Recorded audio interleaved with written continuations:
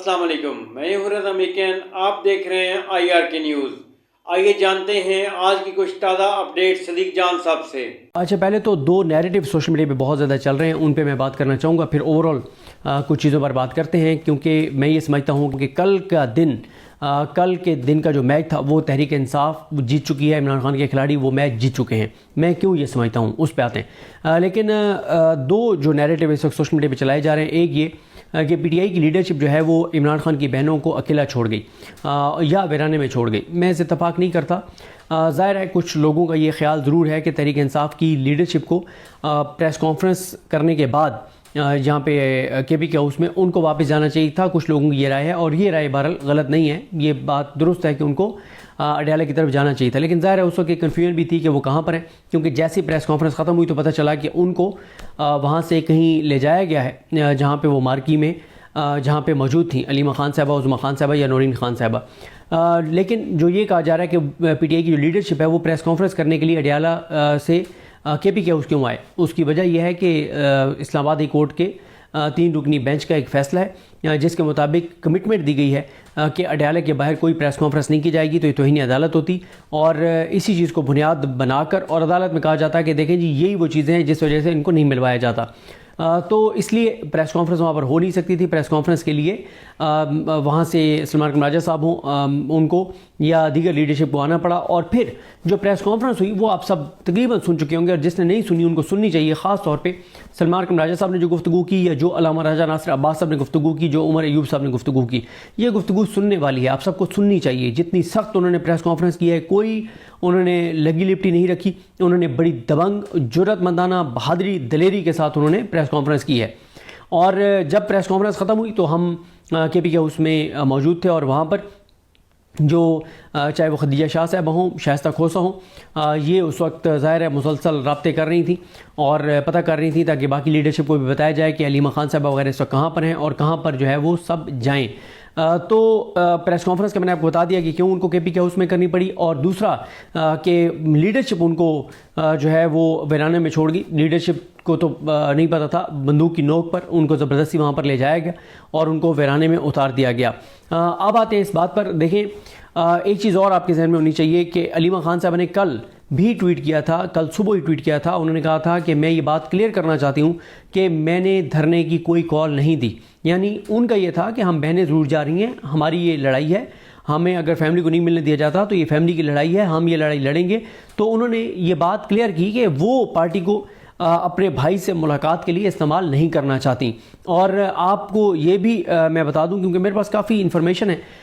کہ علیمہ خان صاحبہ بہرحال نہیں چاہتی تھیں کہ پوری پارٹی کو جو ہے وہ اس طرح سے متحرک کیا جائے، کیونکہ وجہ میں نے آپ کو بتا دیا ہے کہ وہ شاید یہ نہیں چاہتی تھیں کہ، میرا ایک اندازہ ہے، میری ان سے بات تو نہیں ہوئی، کہ وہ شاید نہیں چاہتی تھیں کہ ایک لگے کہ علیمہ خان اپنے لیے، اپنی ملاقات کے لیے، اپنی ذات کے لیے پوری پارٹی کو جو ہے وہ مطلب ایک مشکل سے دوچار کر رہی ہیں، کہ کیونکہ یہ بات سب کو پتہ ہونی چاہیے کہ کل کا دن بہت خطرناک دن تھا۔ کل جو گرفتاریاں اس نہج پہ بھی جا سکتی تھیں، معاملات اس نہج پر جا سکتے تھے کہ کئی ماہ تک یہ لوگ جیلوں میں ان کو ڈال دیا جاتا، ان پہ ظلم کیا جاتا، جبر کیا جاتا، تشدد کیا جاتا، ان کے فیملیز کو تنگ کیا جاتا، جو لوگ کل وہاں پر گئے ہیں۔ تو اس لیے علیمہ خان صاحبہ نے یہ کلیئر کیا کہ ہماری یہ جنگ ہے، ہم یہ لڑائی لڑیں گی، اور ہم کسی کو نہیں کہہ رہے کہ وہ آئیں۔ لیکن علی حمزہ صاحبہ، انہوں نے یہ جو اس ریجن کی تنظیم ہے اس کو بھی ایکٹیو کیا ہوا تھا، اور پھر اسی طرح سے آپ کو پتہ ہے کہ مراد سعید صاحب نے بھی کہا ہوا تھا کہ تمام ارکان اسمبلی جو ہیں وہ جو ہے وہ عمران خان کی فیملی کو اکیلا نہ چھوڑیں۔ اور اب میں آپ کو یہ بھی بتا دوں کہ جو M N As, M P As, ticket holders نہیں آئے، ان کے حوالے سے بھی ان کی پوری لسٹیں بنیں گی، ان کا بھی انٹرنلی احتساب ہوگا۔ ایسا نہیں ہے کہ ان سے کوئی جواب دہی نہیں ہوگی، ان سے جواب لیا جائے گا کہ وہ کیوں نہیں آئے۔ جو گئے ہیں ان کو اپریشیٹ بھی کیا جائے گا، ان کے نام بھی نوٹ ہوں گے، اور ویسے سوشل میڈیا پہ ساری چیزیں ہائی لائٹ بھی ہوئی ہیں، اور ورکرز کو بھی کوئی بہت بڑے پیمانے پہ کال جو ہے وہ نہیں دی گئی تھی۔ اور اسی طرح سے جو ہے وہ آپ دیکھیں کہ جب یہ پوری اسٹوریاں پتہ ہیں کہ کس کو کہاں پہ روکا گیا، یہاں تک کہ جب عالیہ حمزہ صاحبہ جو ہیں ان کو گھیر لیا گیا اور ان کو گاڑی سے نہیں نکلنے دیا جا رہا تھا، تو انہوں نے کہا کہ مجھے وضو کرنے کے لیے جانا ہے، تو انہوں نے کہا جی آپ وضو کے لیے بھی نہیں جا سکتی. یعنی اس حد تک جو ہے وہ پولیس نے گھیراؤ کیا ہوا تھا اور سختی کی ہوئی تھی. اور اس کے بعد یہ بھی آپ کو بتا دوں کہ عالیہ حمزہ صاحبہ کی قیادت میں، اور اس میں لطاسب ستی صاحب اور اسی طرح سمابی طاہر صاحبہ یہ لوگ بھی تھے، اور ساتھ ہی جو شہباز راجہ ہیں، راجہ شہباز جو یوتھ ونگ کے صدر ہیں، انہوں نے ظاہر یوتھ کو وہ لیڈ کر رہے تھے. تو انہوں نے ان سب نے ریلی بھی نکالی ہے رات 12:30 بجے اڈیالہ کے باہر. میں نے آپ کو بتایا تھا نا کہ جب ہم اڈیالہ کے باہر تھے، میں اور اسد اللہ خان صاحب اور زبیر علی خان صاحب، تو اس وقت بھی میں نے آپ کو بتایا تھا کہ ابھی بھی سٹینڈ بائی پر ہیں بہت سے پی ٹی آئی کے کارکن کہ اگر علیمہ خان صاحبہ وغیرہ دوبارہ وہاں سے اڈیالہ کی طرف آتی ہیں تو بھی بڑی تعداد میں پی ٹی آئی کے کارکن پہنچ جائیں گے، اور بہت سے ان کے اراکین اسمبلی اور ٹکٹ ہولڈرز بھی ایکٹیو تھے، انتظار کر رہے تھے. اور چاہے وہ اخندزادہ حسین صاحب وغیرہ ہوں یا نعیم حیدر پنجوتا صاحب وغیرہ ہوں، یہ سب سٹینڈ بائی پہ تھے کہ اور بہت سارے نام ایسے جو مرکزی لیڈرشپ سے رابطے میں تھے کہ آپ بتائیں کہ کیا ہمارے لائق حکم ہے. تو رات 12:30 بجے بھی ریلی نکالی گئی اور نعرے لگائے گئے. اسی طرح سے میں آپ کو ایک اور چیز بتاؤں کہ مشال یوسفزئی، انہوں نے بھی کل، مجھے جو وہاں پہ لوگ موجود تھے انہوں نے بتایا کہ انہوں نے بہت لڑائی کی، انہوں نے بھی سٹینڈ لیا. تو اس طرح سے بہت سے ایسے نام ہیں جنہوں نے بہت سٹینڈ بھی لیا، جو آگے تھے. ظاہر ہے ایم این ایز کے سارا دن نام چلتے رہے، تمام ایم این ایز جو وہاں پر موجود تھے، تو یہ ان کی بہرحال ایک ہے کہ وہ سب لوگ وہاں پر ایم این ایز ہیں وہ بڑی تعداد میں وہاں پر گئے، کے پی کے سے بھی منسٹر ظاہر، وہ ساری چیزیں ہوئیں. لیکن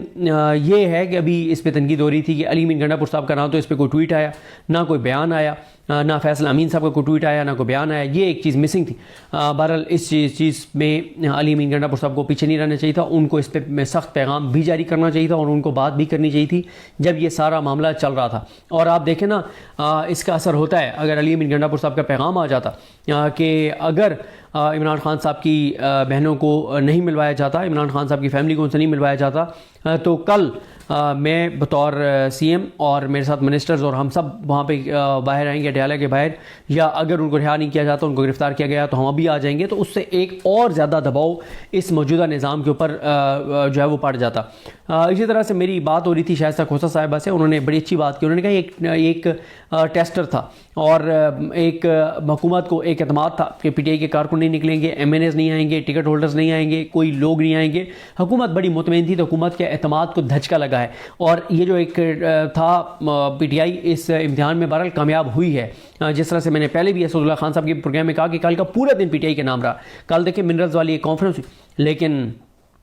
ٹاک شوز 90% ٹاک شوز باوجود اس کنٹرولڈ سارے کچھ کے 90% ٹاک شوز جو ہیں وہ اڈیالہ کے باہر ہونے والے سارا دن جو کچھ ہوتا رہا اس پہ تھے. اور پھر شائستہ کھوسہ صاحبہ بھی یہ کہہ رہی تھیں اور یہ بات درست ہے کہ خوف جو ہے وہ اڈیالہ کے باہر کا خوف ختم ہو گیا. ایک خوف تھا کہ پتہ نہیں اڈیالہ کے باہر جائیں گے کیا ہوگا، کوئی 26 نومبر جیسا واقعہ ہو جائے گا، جبری گمشدگیاں ہو جائیں گی، وہ خوف جو ہے وہ ختم ہو گیا ہے. اور پھر آپ دیکھیں نا کہ میاں نواز شریف کتنی اذیت اور تکلیف میں ہوں گے وہ یہ چیزیں دیکھ کے کہ وہ خود ان کی پارٹی کے خواجہ آصف کہہ چکے ہیں کہ جب بظاہر میاں صاحب زندگی اور موت کی کشمکش میں بتائے جا رہے تھے، حقیقت ایسی نہیں تھی. پلیٹلیٹس والا معاملہ جب وہ پاکستان میں تھے تو اس وقت خواجہ آصف نے کہا تھا کہ نواز شریف کے لیے لاہور میں 100 بندے بھی نہیں نکلے. وہ لاہور جس پہ 70% بجٹ شریف خاندان نے پنجاب کا خرچ کیا ہے، 100 بندے بھی نہیں نکلے تھے. اور عمران خان جن کو اتنا طویل عرصہ ہو گیا جیل میں، جن کی پارٹی کو 3 سال 9 اپریل کو عمران خان کی حکومت گئی تھی، آج 9 اپریل ہے، تو 3 سال میں تمام تر جبر بربریت اور فسطائیت کے باوجود آج بھی اس جماعت میں اتنا دمخم ہے کہ اس کے کارکن جس طرح سے گئے اور انہوں نے مزاحمت کی ایک نئی مثال جو ہے وہ قائم کی. تو ناظرین یہ تھی آج کی تازہ اپڈیٹس جو آپ نے جانی صدیق جان کی زبانی. اسی کے ساتھ اپنے میزبان رضا میکن کو اجازت دیجیے. اللہ حافظ.